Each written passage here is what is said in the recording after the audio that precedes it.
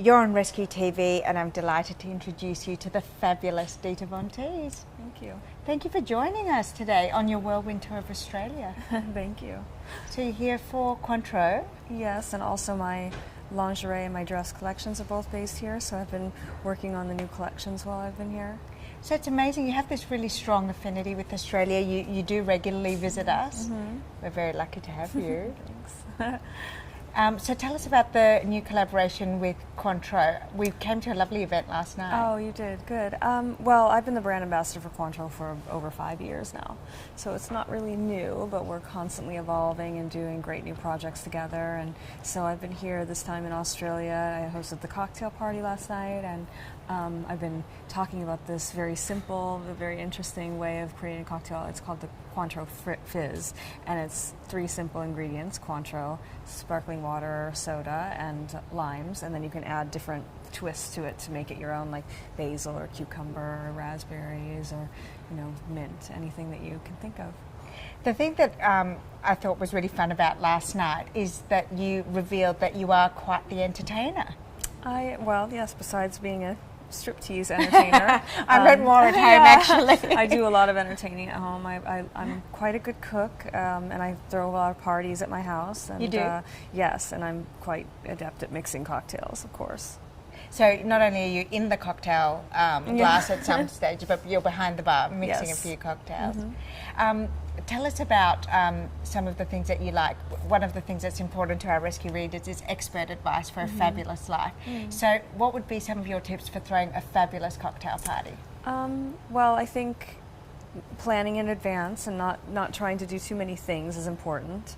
And if you want to mix cocktails, it really says something about you if you take the time to offer a cocktail, a properly mixed cocktail to your guests. So I always have I choose something very simple, like the Cointreau Fizz, and I always am very organized. That's the key. You want to keep all of your supplies organized. So what's in your cocktail chest? What are the essentials in having an at-home cocktail bar? Apart from Cointreau, of course.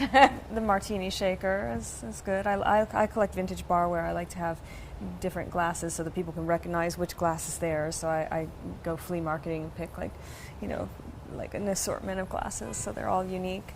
So yeah, I like vintage barware, and I always keep my recipes, simple recipes. I look for things that are simple but impressive looking, and things that are kind of cute. Simple and impressive looking. You are certainly impressive looking. Thank you. One of the questions that we're often asked, so before we do a big interview with a celebrity, we ask our readers if there's any burning questions that they have that they'd like us to ask you. And 9 out of the 10 questions was, how do you maintain your beautiful grooming that is really signature to your look? Well, I think having a routine in place in finding your signature look and then sticking to it, refining that. Like I can do my look like it is today in under an hour. It's simple for me because I've been doing it and I'm refining it and practicing it all the time. But I don't always wear this much makeup. I have different degrees of glamour depending on what I'm doing that day. Do you do off duty? Do you wear jeans? I don't wear jeans, but my off-duty, people have seen my off-duty. It's very, there's a lot of pictures of me coming out of my Pilates class, and it's all relative and when you see my casual style, you can see it's very casual, but it's still relative to the way that I dress all the time. And what inspired, the evolution of your look? I know that you do, as you said, the burlesque and that 1940s look, but it's evolved beyond that. I've been really interested in retro style for about 20 years now, and I started collecting vintage because I couldn't afford designer clothes, and so it's evolved through the years where I've been really interested in the 1920s and then the 50s and the 40s and the 30s, and I've gone through periods in time where I was very specific to a certain year that I liked.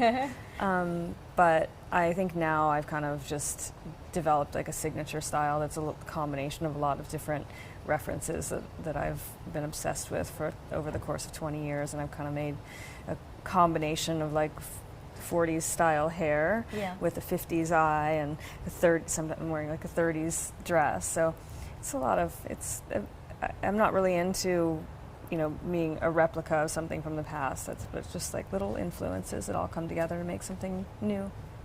Now, you are a fashion muse, but you're also a fashion designer. Kind of. See, what I've done, I have a vintage-inspired collection, and the reason that I decided to do it was because you know, Everyone I would wanted go to steal your clothes. Well, I have a big archive of vintage, and you know, a lot of designers, like very famous name designers, that's what they do, is they go into archive collections and they sketch and they reinvent things. And I just had the idea. One day I was going to one of my favorite vintage clothing stores, and I walked in, and there was John Galliano and his whole team. And they were sketching, and I just thought, well, I have access to these things, and I could recreate them. And I don't want to claim to be a fashion designer, because I certainly can't do something like what John Galliano does. But what I wanted to do was just reinvent these clothes, make them in a wide range of sizes for different shaped women, and show people the reference of where I stole it from. Sure. And you know, make vintage accessible to people that maybe don't want to wear old clothes or can't find their size. Someone was telling me that in Singapore, vintage look is really big, but Singaporeans don't like to buy second-hand clothes. So there's been this huge pop-up of stores that are made to look vintage, but everything is new. Interesting. So I guess that's what you're like doing. that. Yeah, I think a lot of people have. I like wearing vintage things. I like giving old things a new life, but I also like wearing new modern clothes too. You're a muse and an icon that obviously men adore, but women love.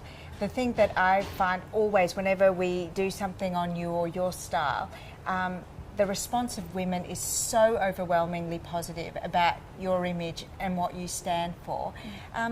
Why do you think that is? If you could be objective about yourself, why do you think that men and women admire you? Well, yeah, I mean, I've just come from doing a week of shows in Los Angeles, doing my full-length review, and the audience is overwhelmingly female. And I think some of the reason is because I really preach like glamour and self-invention and, you know, creating your own beauty, and I'm kind of a different role model for beauty and glamour. Like, my look does not depend on being naturally perfect or beautiful. I couldn't relate, personally, I couldn't relate to a lot of the images of beauty that I see in America, especially, you know, like I can't relate to the cover of the Sports Illustrated swimsuit issue. I would never look like those girls. But my look is something that you can capture the spirit of yourself and create it to whatever degree that you want. And when I look out into my audience, I see women of all shapes and sizes and ethnicities, all embracing retro glamour. So I think maybe that's it. I mean, everyone has their different reasons for being there, but that seems to be a general one. And can we ask you, what's next for DitaVonTeese? I mean, you've done some amazing collaborations. You are a one-woman brand.